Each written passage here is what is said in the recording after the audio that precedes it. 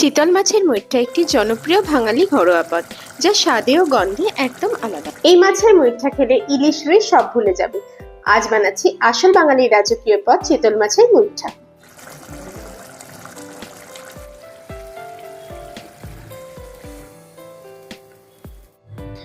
এই হলো চিতল মাছের গাদার অংশ। এই ভেতরে থাকে প্রচুর কাঁটা, মাঝখানে শিরদাঁড়ের একটা বড় কাঁটা থাকে, আর তারপর বিভিন্ন রকমের কাঁটা থাকে, ছোট বড়। কাঁটা থেকে মাংস ছাড়ানোর একটা পদ্ধতি আছে। কাঁটাটা যেদিকে শোয়ানো থাকে ঠিক সেদিকেই চামচ দিয়ে টেনে মাংসটা বার করা হয় কাঁটা থেকে। এবার খুব সাবধানে বার করা হয়, না হলে মাংসের মধ্যে কাঁটা লেগে যাওয়ার সম্ভাবনা থাকবে এবং খাওয়ার সময় গলায় ফুটবে। আমার খুব ভালো মনে আছে, যখন আমি ছোট ছিলাম, ক্লাস 8-9-এ পড়তাম, মা বসে বসে চিতল মাছের গাদা থেকে মাংসটাকে ছাড়াতো এবং আমি দেখতাম কিভাবে ছাড়াচ্ছেন উনি। তারপর একদিন আমাকে বললো যে তুমি করো। তারপর আমি আস্তে আস্তে করতে করতে একদিন না একদিন শিখেই গেলাম। আজ তোমাদের সামনে এটাই আমি তুলে ধরেছি। দেখেছো, আমি কাঁটা থেকে মাংসগুলোকে বার করে রেখেছি, কিন্তু একটাও কাঁটা কিন্তু মাংসের মধ্যে যায়নি।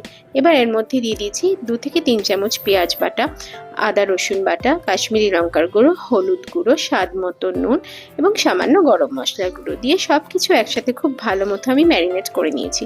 অনেকে মাছটা কি করে যে সেদ্ধ করে নিয়ে জল ফেলে দিয়ে তারপরে মাছটার মধ্যে বিভিন্ন মশলা দিয়ে মাছটা ভাজা হয়, কিন্তু আমি তা করি না, তাতে মাছের টেস্ট জলের মধ্যেই ধুয়ে চলে যায়। এইভাবে রান্না করলে স্বাদটা আরো বেশি থাকবে এবং খাওয়ার সময় খেতে খুব ভালো লাগবে। 2টো আলু ডুমো ডুমো করে কেটে নিয়েছি। এবার কড়ায় 4-5 চামচ আমি তেল দিয়ে তেলটা গরম হওয়ার অপেক্ষায় রয়েছি। তেলটা গরম হয়ে গেলে হাতে কিছুটা সর্ষের তেল মাখিয়ে নিয়েছি, যাতে মাছগুলো হাতে না লাগে।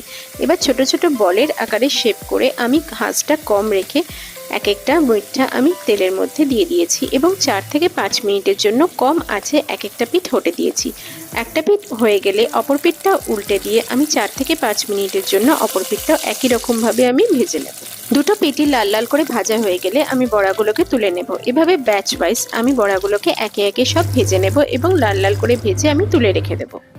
তেল না থাকলে প্যানের মধ্যে আবার আমি 2-3 চামচ আমি তেল দিয়ে দিয়েছি। তেলটা গরম হয়ে গেলে আমি এর মধ্যে আলুগুলো দিয়ে দিয়েছি এবং সাথে নুন এবং হলুদ দিয়ে আলুগুলোকে 4-5 মিনিটের জন্য লো টু মিডিয়াম ফ্লেমে আমি ভেজে নিয়েছি। ঢাকা দিয়ে এখানে ভেজে নিয়েছি, যাতে আলুগুলো 40% আমাদের ভাজা এবং সেদ্ধ দুটোই হয়ে যায়। কম আঁচ করে এটাকে আমাদের ভাজতে হবে এবং প্রতি 2-3 মিনিট পর পর ঢাকনাটা খুলে নিয়ে দেখতে হবে যে আলুটা কতটা ভাজা হলো।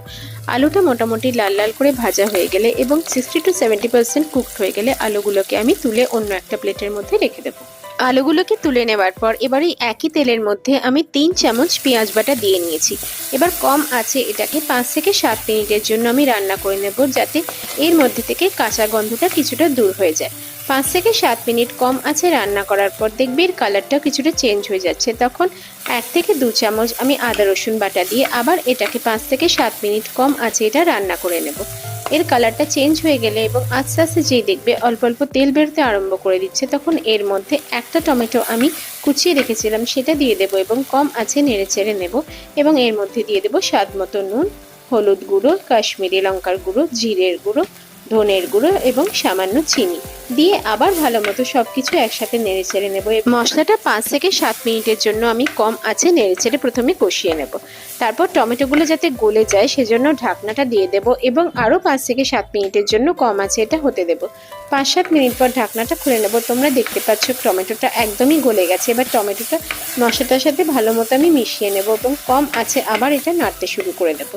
কিছুক্ষণ পর পর এটা কম আছে নাড়তে হবে। দেখবে কালারটাও চেঞ্জ হয়ে গেছে এবং তেলও বেরোতে আরম্ভ করে দিয়েছে। তখন বুঝবে মশলাটা ভাজা হয়ে গেছে। এবার 1 কাপ থেকে 2 কাপ গরম জল এর মধ্যে দিয়ে দেবো এবং আঁচটা জোর করে এটা ফুটতে দেব। জল দিয়ে দেওয়ার পর আমি খুন্তি দিয়ে ভালো করে নেড়ে নেব, যাতে মশলাটা জলের মধ্যে ভালো করে মিশে যায়। যেহেতু জল দিলাম তাই এখানে দিয়ে দেবো স্বাদ মতো কিছুটা নুন।